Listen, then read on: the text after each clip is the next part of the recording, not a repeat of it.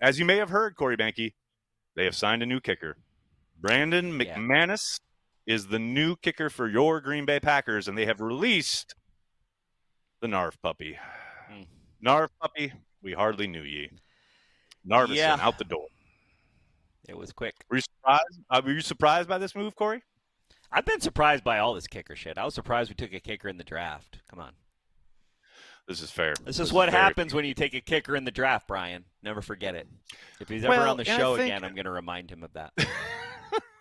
I understand that there is a lot of baggage with McManus, although he did say in the locker room session today with reporters reportedly that the suit against him has been resolved. And for those of you who don't know, there was apparently, past tense, a sexual assault suit against him from his time with the Jacksonville Jaguars.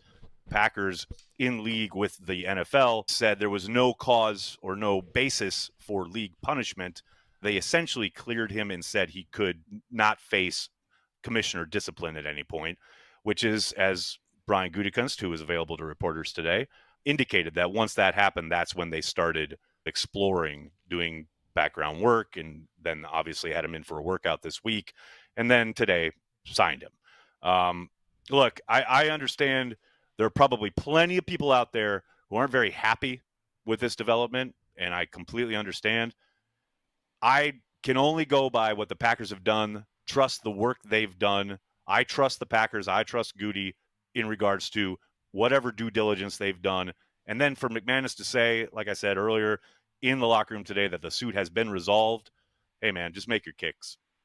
Just make your fucking kicks. You know, I don't know. The whole kicker thing, you know, I didn't say anything, but it's hard. It's hard. Allegations are allegations, and you know, just everything that's going on in our world is just hard. And if the NFL cleared them, but like, do you trust the NFL when it comes to this kind of stuff? And you know what I mean? Like, it's like nobody does, right? Ever since you saw that, remember, it's not too long ago when we saw that elevator footage.